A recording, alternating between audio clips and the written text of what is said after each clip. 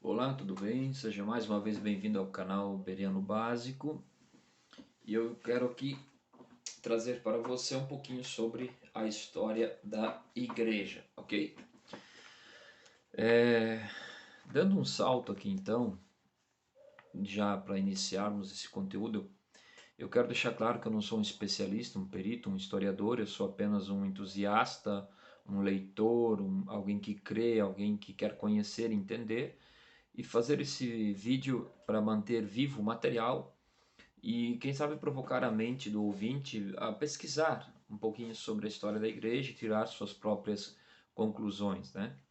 Ah, Entre outros livros que eu já li, eu também quero citar aqui o volume 2, A Era dos Gigantes, de Justo Gonzalez. Alguns materiais eu estarei me baseando nas falas de Justo Gonzalez, citando aqui a fonte, a página e tentando trazer um pouco de luz sobre essa história tão importante. É necessário conhecermos a história da igreja, é importante como algumas coisas aconteceram e quais foram os procedimentos que a igreja tomou durante a história, quais foram os pontos polêmicos, como que a igreja se comportou, o que ela adotou, como que ela agiu, né? Para que a gente então possa ter uma base nos dias de hoje de como agir, né? Mediante alguns pontos. Bem, considerando então que logo ali por volta do século I ainda, no ano 70, houve ali a grande perseguição do imperador Nero contra os cristãos, né? Jerusalém foi invadida, destruída, o templo, né? Nós também sabemos que o apóstolo Paulo então foi martirizado logo perto desse período, sendo acusado ali de ser o líder né, dos cristãos da seita dos nazarenos, do caminho, né? Alguns historiadores relatam que o próprio Nero pôs fogo em Roma e acusou, né, os cristãos e tendo Paulo como líder desse acontecimento. Então a igreja no final do século I ali, o último apóstolo a morrer foi o apóstolo João, né, que escreveu o Apocalipse na ilha de Patmos, entre 95 e 97 anos, e a igreja ali já passava por uma grande perseguição, um período muito difícil, né?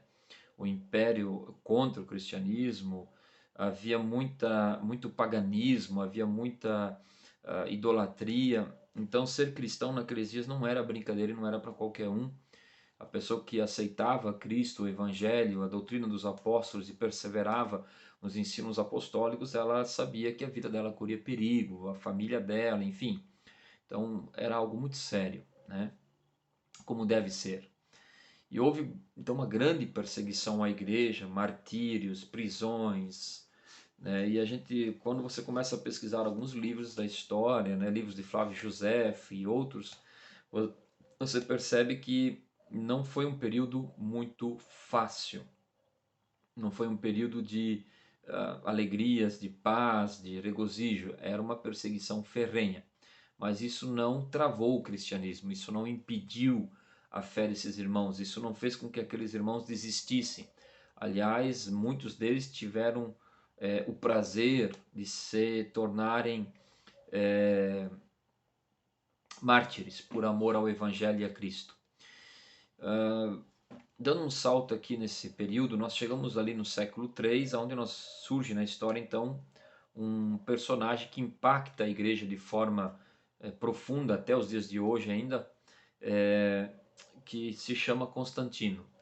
Constantino então ele começa a lutar pelo domínio do império, ele quer aumentar as fronteiras do seu império e ele então começa a trabalhar e guerrear, né? E ele traz então as vitórias consigo, né? Ele então luta. Vale a pena você pesquisar sobre a história de Constantino, né? Pesquisar com mais profundidade. Você vai perceber as batalhas, os acordos, e ele teve sim vitória, tanto que ele sobrou como único imperador por muito tempo e ele governou sendo o único imperador. Ele se tornou um imperador muito forte, né? Ele parte de Roma em sua jornada de conquistas e chega até um lugar onde uma cidade conhecida como Bizâncio, e ali ele constrói então a famosa Constantinopla, né? Que também vai ser depois vista e vai ser percebida essa Constantinopla como outra cidade, né, cheia de estátuas, imagens e artes que também representavam o paganismo, né? São Jerônimo, vários anos mais tarde, ele mesmo disse, né, que Constantinopla se vestiu da nudez de quase todas as cidades do império, né? Então, isso traz um certo ponto polêmico, porque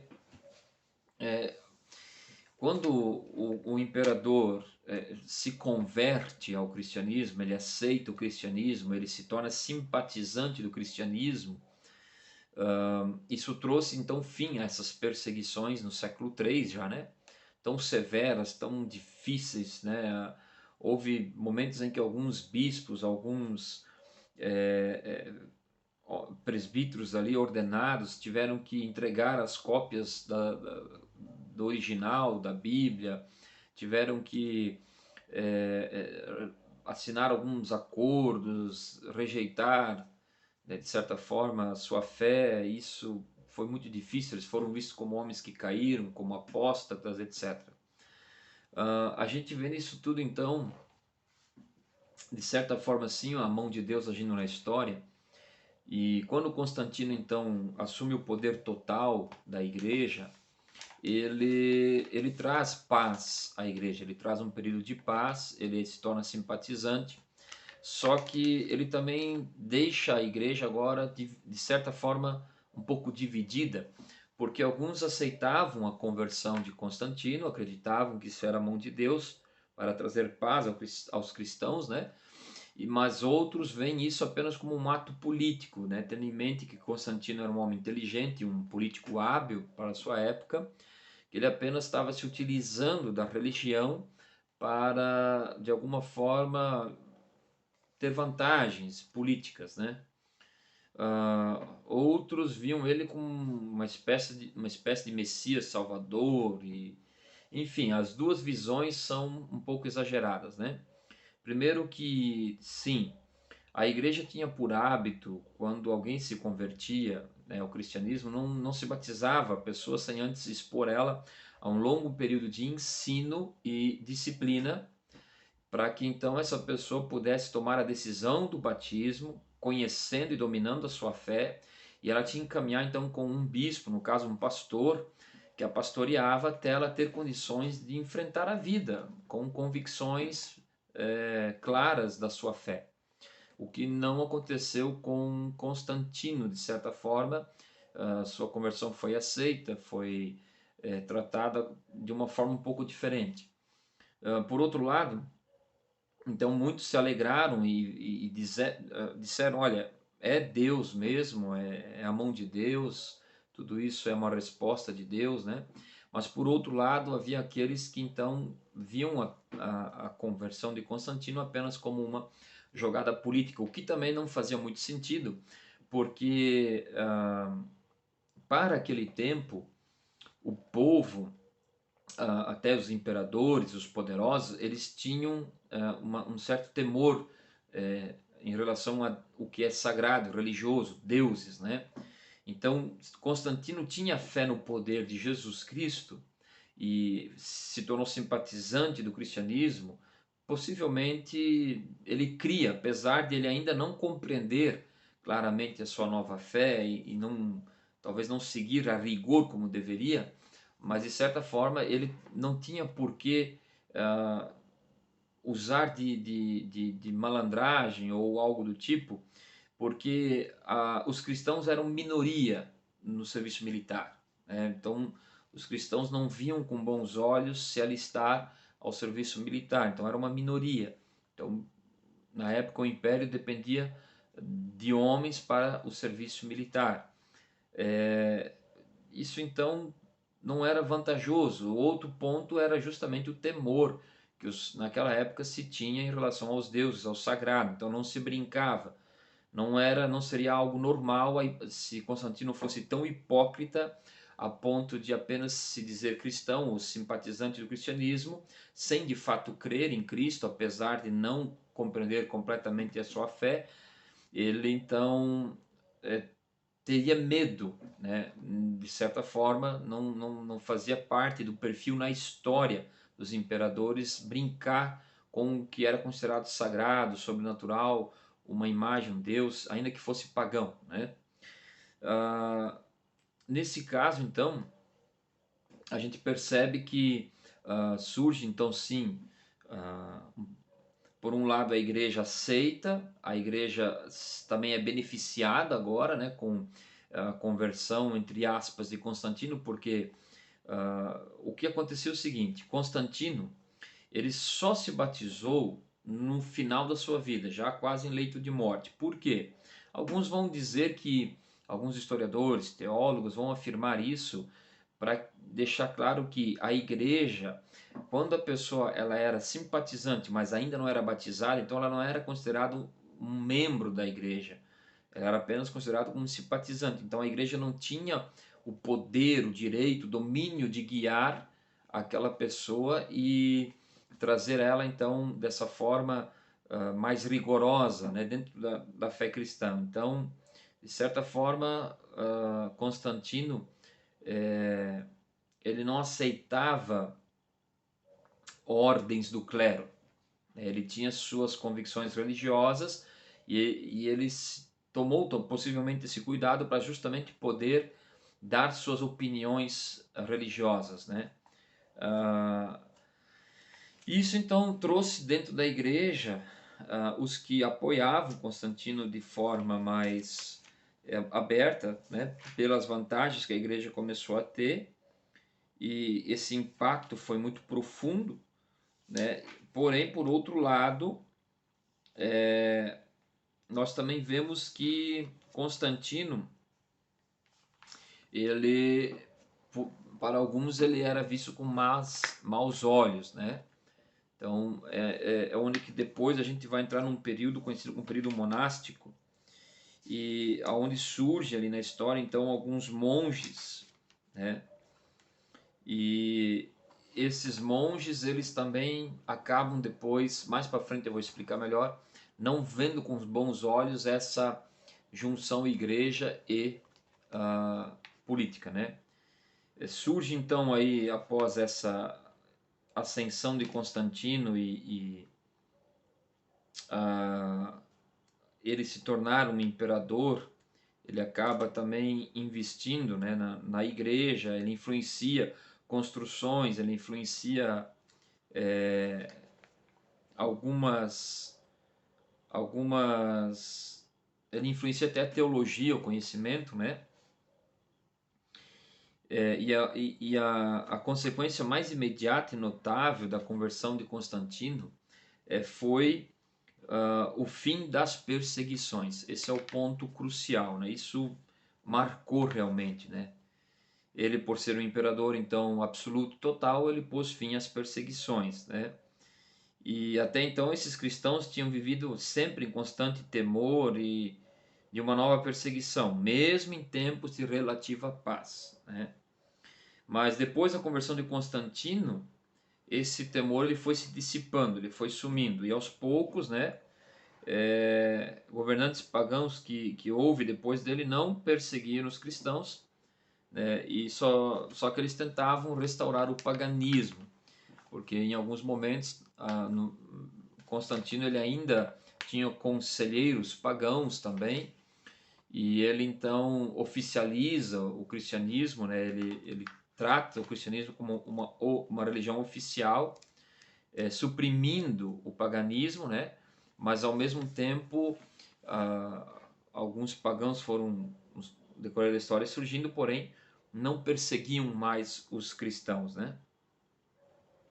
Então nós chegamos a esse ponto que eu acho importante.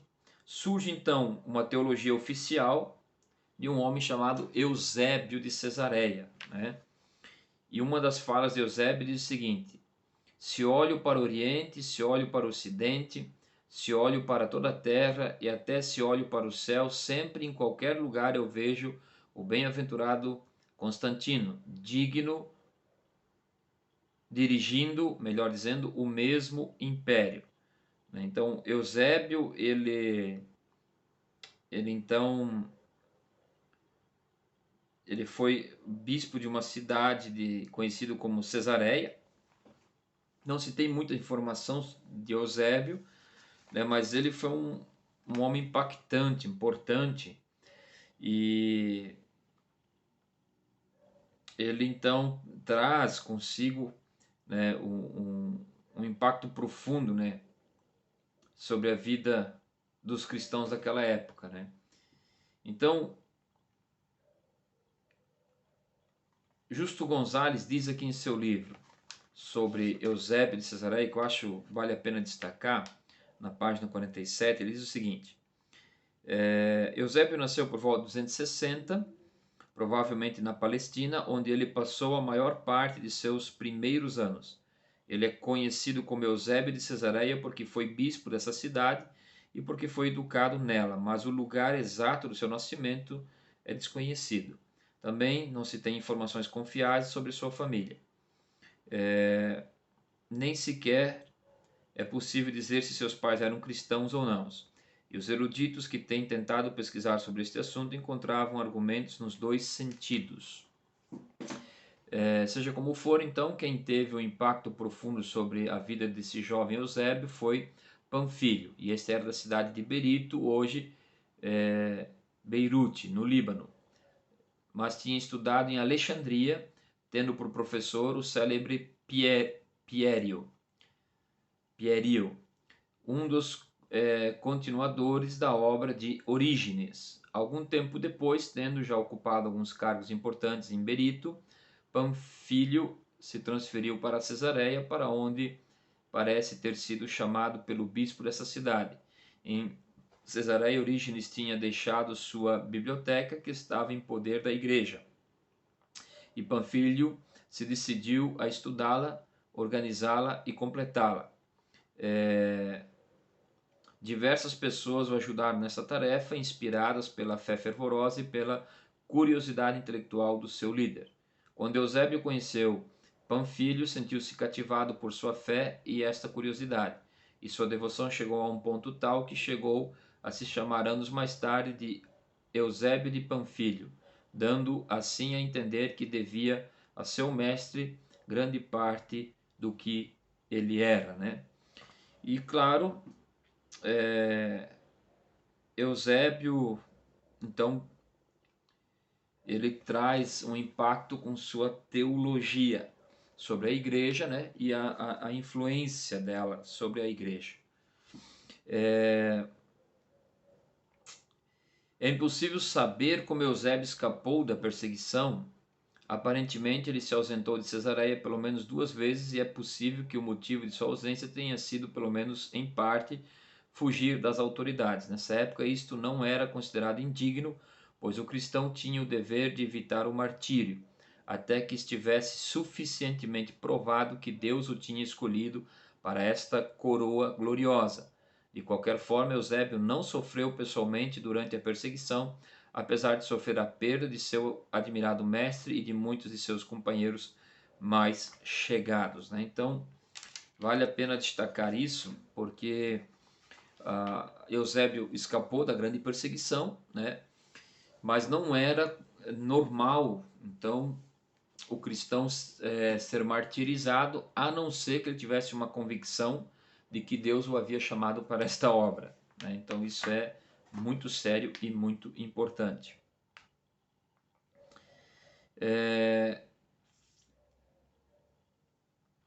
Eusébio, ele já travara conhecimento com o imperador, então, né, Constantino, e antes dele ser imperador, né, e quando ele visitou a Palestina no séquito de Diocleciano, em Niceia, por ocasião do concílio, ele pôde vê-lo, agindo em favor da unidade e do bem-estar da igreja, como bispo dos bispos. Depois, em outras oportunidades, Eusébio teve entrevistas e correspondências com o imperador. Provavelmente o encontro mais notável teve lugar quando Constantino e sua corte se transferiram para Jerusalém para dedicar a recém-construída igreja de Santo Sepulcro, como parte da celebração do 30º aniversário da ascensão de Constantino ao poder, né? Eusébio ele desperta um papel importante, e por motivo de visita do imperador e da dedicação do novo templo, ele pronunciou um discurso em elogio a Constantino. Esse discurso que se conserva até os nossos dias. É uma das principais razões de Eusébio ter fama de adulador. Então, no entanto, o discurso à luz dos costumes da época, né, isso é importante, em circunstâncias como essa, ele deve ser então visto como era o contraste da época, como é que era o contexto da época, né? E de qualquer forma, ele não foi amigo íntimo de Constantino, né? E ele passou a maior parte da vida dele em Cesareia ou nas proximidades, ocupado com assuntos eclesiásticos, enquanto Constantino não estava em Constantinopla, se encontrava em alguma campanha ou empreendimento que fazia transferir sua corte por todo o império.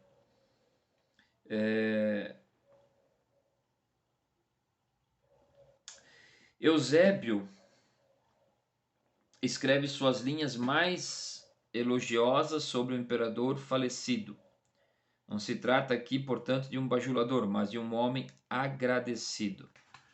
Ele teve então uma influência em cima da igreja com a sua teologia e o seu conhecimento. Então,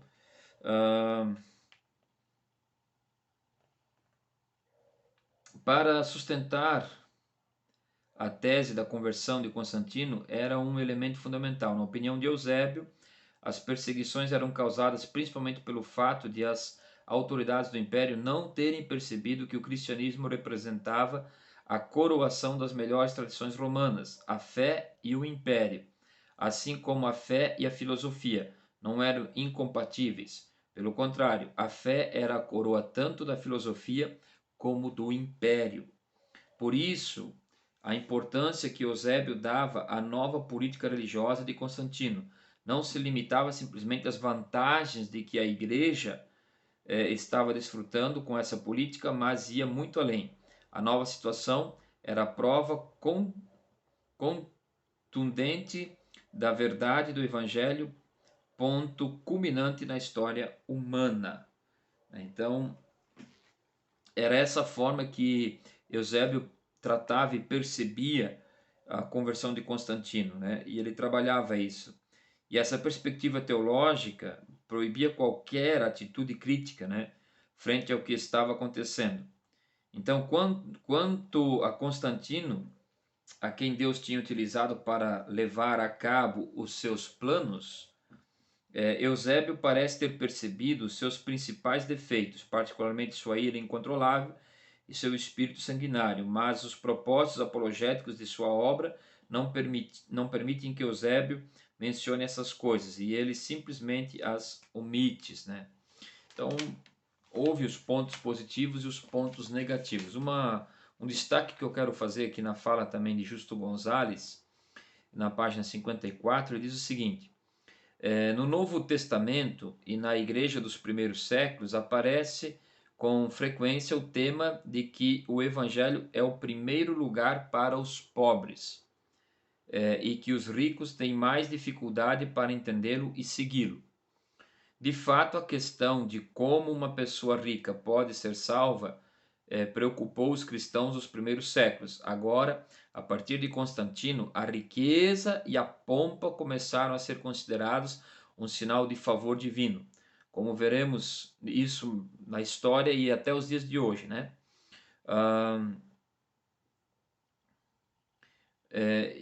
Esse ponto aqui, vale a pena perder um pouco aqui de tempo para falar, porque nós vemos aqui uma base para a teologia da prosperidade. Então, nos primeiros séculos, a igreja ela entendia com o evangelho não que para ser cristão e salvo tinha que ter algum tipo de voto de pobreza, mas era mais difícil para o rico aceitar o evangelho e se humilhar e descer dos seus pedestais, das suas pompas, né?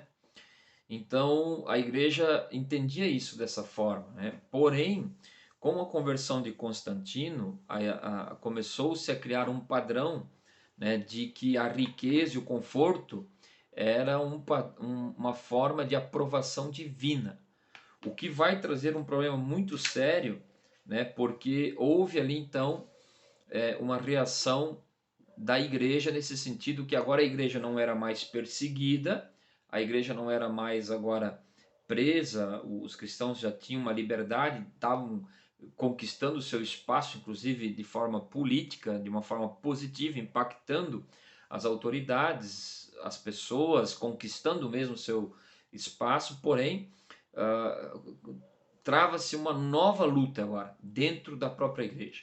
Então para-se de haver perseguições e começa a haver então